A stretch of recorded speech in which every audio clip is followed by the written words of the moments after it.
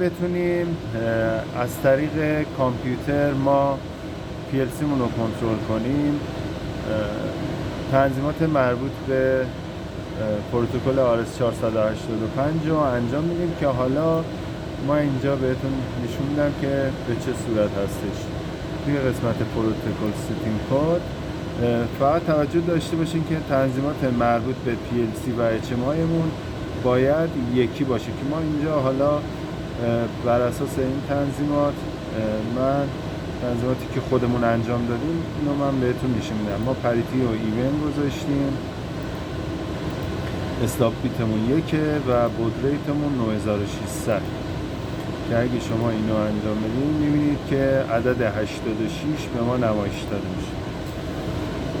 موو کردیم مقدار H86 رو توی D1120 ست کن. M1120 رو که مربوط به هولد کردن کامیونیکیشنمون هستش که کام2 هست. RST کن 1143 رو M1143 رو که مربوط به RTO بودن یا اسکی بودن، چون ما اینجا اسکی استفاده کردیم RST کردیم مقدار 1143 رو. اگر که چیزی نذاریم رو مود RTO میمونه واسم. M11 60 کم که 8 بیت باشه یا 16 بیت که ما روی 8 بیت قرارش دادیم.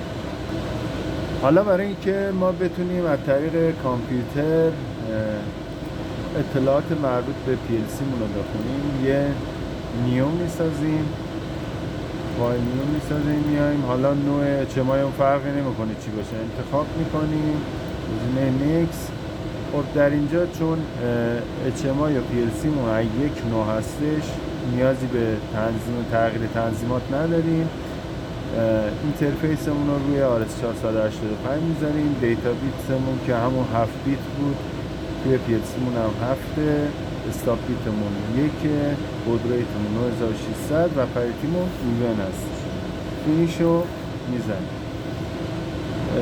در اینجا ما یه دونه نامریک دیسپلی میذاریم واسه اینکه اون مقداری که داره PLC میخونه از کارت آنالوگ اینجا نمایش داده باشه. ما یه نامریک دیسپلی میذاریم. تنظیمات مربوط به نامریک دیسپلی اگر توجه کنید اینجا ما مقداری که از کارت آنالوگ داره خونده میشه رو توی D400 گذاشتیم. ما اینجا D400 قرار میدیم.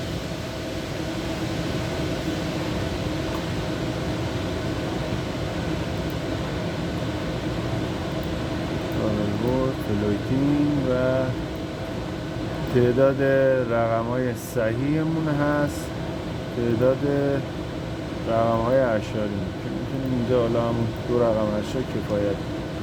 اوکی میزنیم و میخوایم این موادی رو به صورت آنلاین میشیم. میبینیم که عدد 1 ممیز 57 رو یا 58 رو به ما نشونه. حالا اگه من با PLC هم آنلاین شم میبینید که همون عدد اینجا. حالا من مقدار بادمون رو کم کم زیادش میکنم.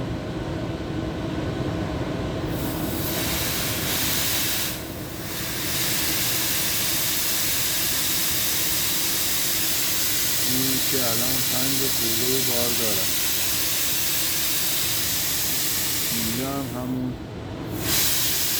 5 خورده بار دارم. متشکرم که این ویدیو رو تماشا میکنیم. ممنون میشم. نظرات و لایک فراموش نشه.